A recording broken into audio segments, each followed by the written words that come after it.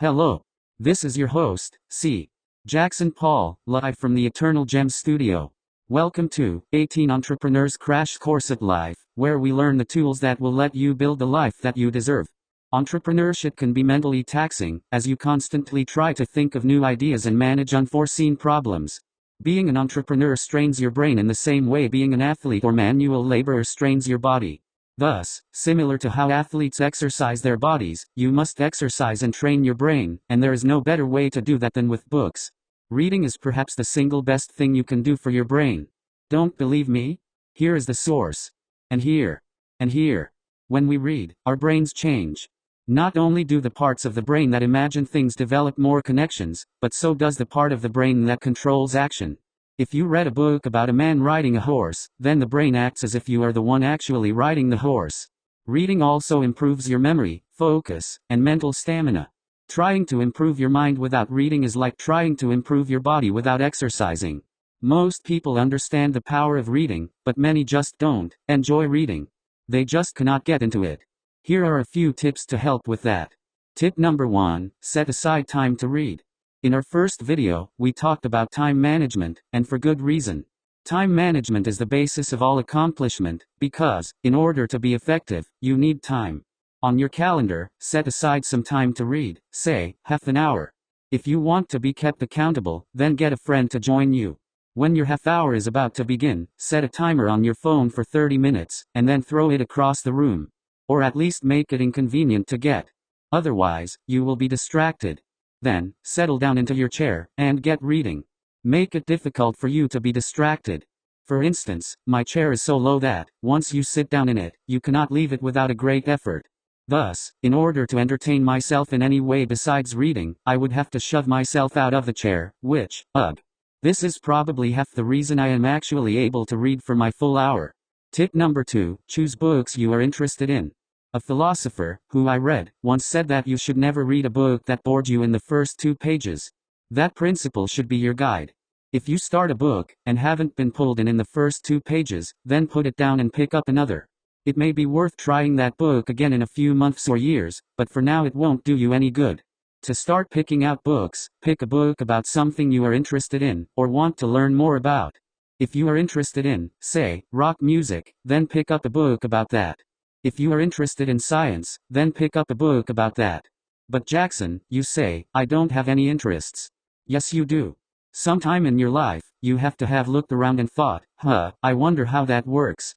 Well, if there is even a single thing that you want to know, then get a book on that subject. If you cannot think of something you want to know, then think about the sort of stories you like, and try and seek out those. If you still cannot get anything, ask a friend for a suggestion. If libraries have opened back up when you are watching this, then go ask a librarian.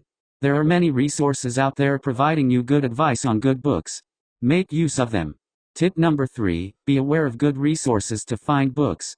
Almost any book can be ordered off Amazon, of course, but that is expensive. If you don't have a massive book budget, then you can still get most books you want. There are places such as half-priced books where, if you don't mind used books, you can get books far cheaper than you would otherwise be able to find them.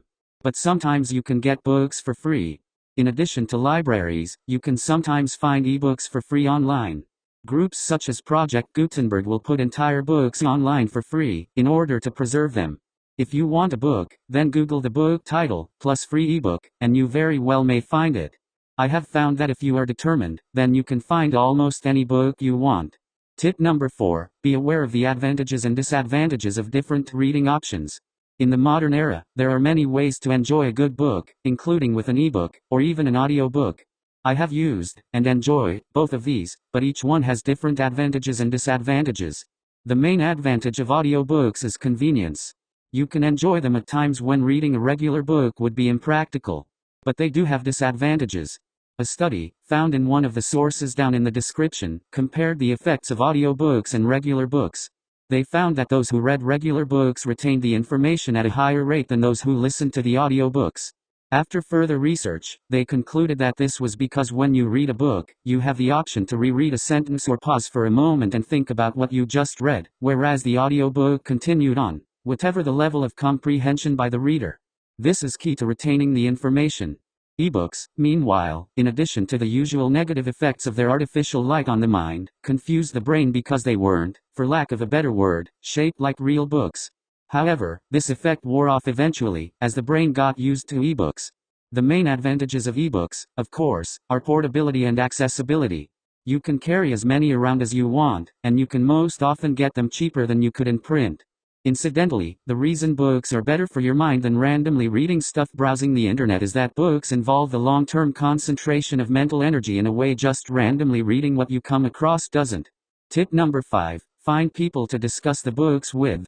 Books are really fun things. And once you spend enough time around them, you will notice the ways they change you. You will, doubtlessly, want to share these newfound changes with other people. This will start a virtuous cycle, where your friends encourage you to read more, which deepens your relationship. So, find people with similar interests to you and start comparing notes on the books you like. This will lead you to an entirely different world, one that will demand a video of its own. This doesn't seem to have anything to do with entrepreneurship, but it does. Books strengthen your mind, and also help you think about the world in a deeper fashion. All of these skills will make you both a better entrepreneur and a better person.